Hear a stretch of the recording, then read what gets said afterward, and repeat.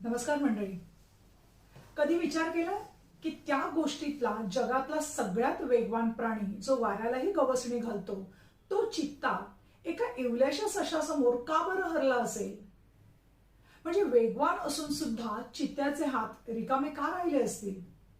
आजची ही गोष्ट आयुष्याकडे बघण्याचा आपला दृष्टिकोनच बदलून टाकेल. सकाळची वेळ होती. जंगलामध्ये एक छोटीशी नदी होती आणि त्या नदीच्या काठावर एक मऊ आणि गोंडस छोटासा ससा आला होता. बिचारा आपल्याच धुंदीमध्ये कोवळं गवत खात होता. त्याला स्वप्नातही वाटलं नसेल की पुढच्याच क्षणी त्याच्या आयुष्याची सर्वात मोठी परीक्षा सुरू होणार आहे.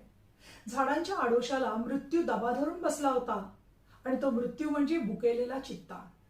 अचानक वाळलेल्या पालापाचोळ्याचा कर्र असा आवाज झाला आणि चित्त्याने झेप घेतली. सशाने मागे वळून बघितलं आणि त्याच्या काळजाचा ठोकाच चुकला.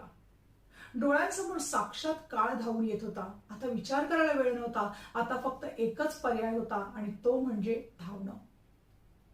चित्ता सुसाट सुटला होता. त्याचे पाय जमिनीला लागत सुद्धा नव्हते. पण ससा आज तो फक्त धावत नव्हता तर तो झुंजत होता. चित्त्याकडे वेग होता पण सशाकडे जिद्द होती. आजची ही शर्यत जी होती ती स्पर्धेची नव्हती. ही शर्यत होती ती अस्तित्वाची. शेवटी ससा एका अरुंद बिळामध्ये जाऊन लपला आणि चित्ता मात्र तिथेच धापा टाकत थांबला. आज वेग हरला होता आणि अस्तित्व जिंकलं होतं. मंडळी, चित्ता हरला आणि ससा जिंकला, पण का? याचं उत्तर विचार करण्यासारखं आहे.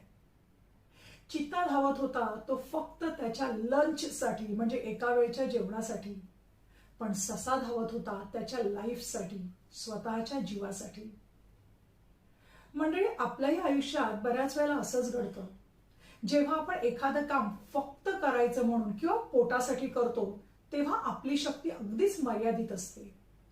पण जेव्हा एखादं स्वप्न पूर्ण करायचं असतं, एखादं ध्येय गाठायचं असतं, तेव्हा तो आपल्या अस्तित्वाचा प्रश्न बनतो ना.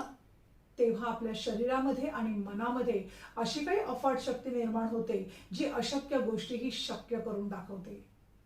आणि म्हणूनच लक्षात ठेवा, तुमचा व्हाय हा प्रश्न जेवढा मोठा आहे ना तेवढंच तुमचं यश मोठं. ज्या दिवशी तुमचं स्वप्न तुमच्या श्वासाने इतकं महत्वाचं बनेल ना, त्या दिवशी जगातलं कुठलंच संकट तुम्हाला रोखू नाही शकणार. कारण लक्षात ठेवा, पोटासाठी धावणारा कधीतरी थकतो, पण जीवासाठी धावणारा इतिहास घडवतो. धन्यवाद.